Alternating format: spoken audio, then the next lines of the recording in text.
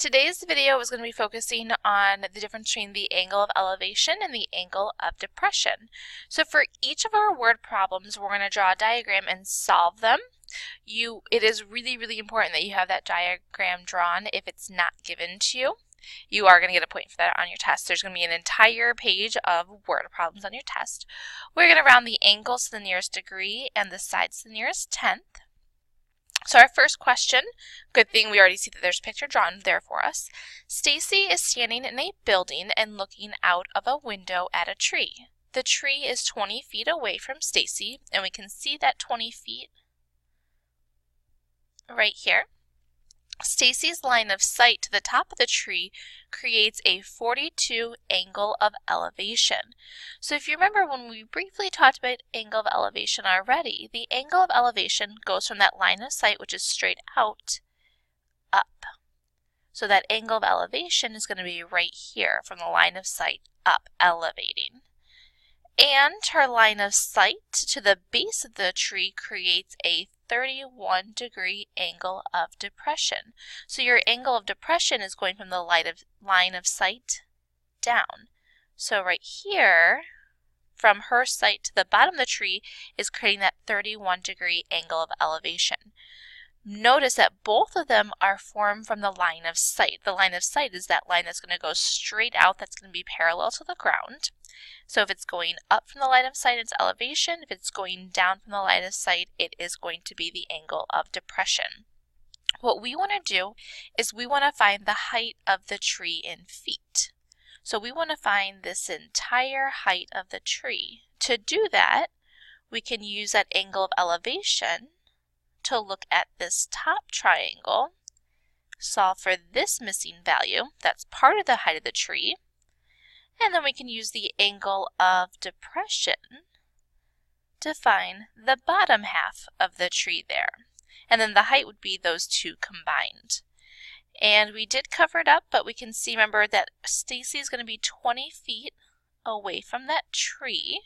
So that's going to be the important number that we're going to use. When we look at the first one,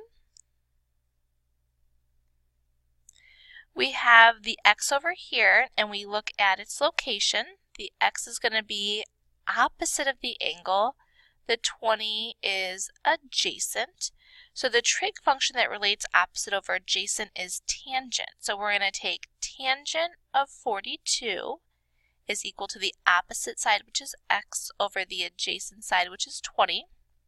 Remember, if x is on top, we're just multiplying those two pieces together. So x is equal to 20 times the tangent of 42. We plug all of that into our calculator, making sure that it is in degree mode. So when you type in 20 times the tangent of 42, you should have your calculators out. If you don't have your calculators out, go ahead and take them out now. You want to make sure that you can calculate these same numbers, because come quiz or test time, I'm not going to be there to show you which buttons to press. So it's 20 times the tangent of 42, and you're going to get, rounding to the nearest tenth, 18.0. So this top part is 18.0. Now I need the bottom part, that y. So here's my angle, my reference angle of 31. Y is opposite, 20 is adjacent. So once again, I'm going to be using that tangent. The tangent of 31 is equal to y over 20, the opposite over the adjacent. We're multiplying again, so y is equal to 20 times the tangent of 31. Again, in our calculator, we do 20 times the tangent of 31 degrees, making sure that our calculator is in degree mode. And we get y is about equal to 12.0. So round to the nearest tenth, both of them, the way the numbers came out, they were just being rounded to the 0.0. We do write the 0.0 because we are rounded to the nearest tenth. It's not an exact answer. It's not exactly 18. It's not exactly 12. So this bottom portion is 12. The height of the tree, the total height, is the combination of both of those. So the 18.0 plus the 12.0, we're going to get that the tree is going to be about 30.0 feet tall. Right, our next one. There is a boat that is traveling towards a lighthouse. So we've got our lighthouse. We've got our boat. Our boat is coming towards that lighthouse. Here's our boat. Here's our lighthouse. The lighthouse is 200 feet tall. And the boat is 50 feet away. What is the angle of elevation from the person in the boat? So we're talking about someone from over here to the top of the lighthouse. So we're forming that triangle. We know that the ground and the building are going to be perpendicular to each other, so that's our right angle. Our angle of elevation is from the line of sight, which is in this case down here because our person's in the boat. So we're using this as our, and it's going to go up because it's our angle of elevation. So we're trying to find this angle right here. We look at the pieces that we are given. 200 is the opposite side. 50 is the adjacent side. Here's my right angle, so this right here is the hypotenuse. The trig function that's going to relate opposite over adjacent is tangent. So we've got tangent of our theta. Our unknown angle is the opposite side of 200 over the adjacent side of 50. And the last one we were solving for our side length, so we use our normal sine, cosine, tangent. Here I'm looking for the angle. Anytime I'm solving for the angle measure, I'm using inverse trig. So my unknown angle theta is the inverse of tangent. So to get that, remember, you have to hit second tangent. So again, it's important that you have your calculators out. Hit second tangent, make sure that you see this notation of that ratio, 200 over 50. When you plug that in, you should see 75.96 continuing on. So we're going to round to the nearest degree. That 9 is going to make that theta go to 76 degrees. So our missing angle of elevation here is going to be 76 degrees. Next one, from the top of our lighthouse, so we've got another lighthouse. You see a boat in the water again. So here's our boat, here's our lighthouse. This time the lighthouse is 250 feet tall. The angle of depression to the boat is 32. So we've got our triangle, and remember the building is always going to be perpendicular to the ground. The angle of depression, so we're up in the lighthouse here. Remember our line of sight is going straight out. The angle of depression is going from that line of sight down. So right here is where that 32 is going to go. The biggest mistake is putting the 32 right here in the triangle, which is not the correct location. It's always from that straight line of sight down. The angle of depression is going to always be outside of your triangle. But the good news is the ground and your line of sight are both perfectly horizontal lines, which makes these parallel, so I can use alternate interior angles to move that 32 into the triangle. So that angle of depression up here of 32 degrees is going to be moved into the triangle. So the angle of depression is actually equal to the angle of the elevation. They're both the same thing. All right, so we want to find out how far is the boat from the base of the lighthouse. So we're trying to find this distance right here. So this is going to be our x, our unknown value.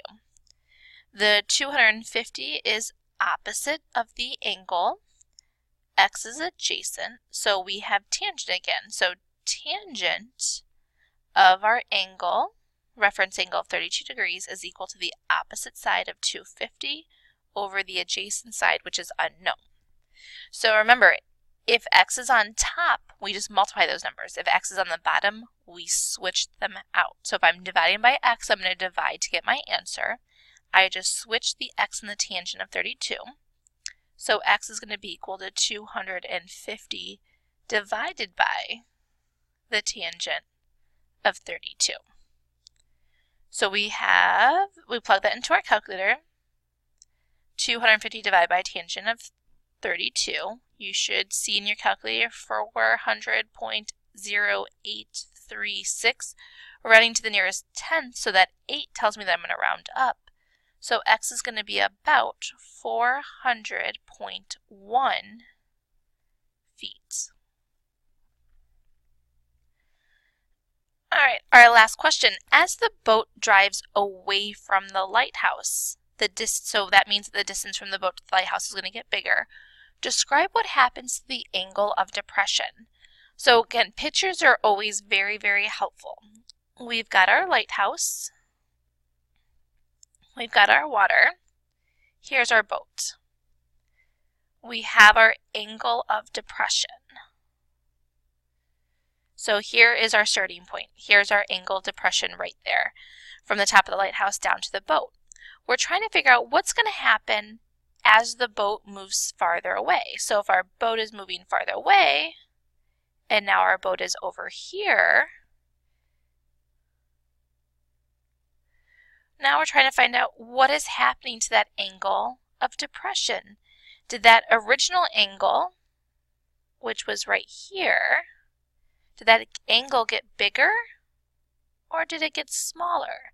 You can see as the boat is moving farther and farther away, this angle is getting smaller. So as the distance away increases, that angle of depression is going to decrease. And I think the picture is really helpful here. So when you see this question on an assessment and you're not quite sure what to do, draw a picture and see what's changing as the boat moves away. So again, the angle of depression gets smaller as the boat gets farther away. All right, so for today's lesson, make sure that anytime you do angle of elevation or angle of depression, remember it's coming from the line of sight. So draw a line straight out. Elevation is the angle going up. Depression is the angle going down from that line of sight. All right, we are all done.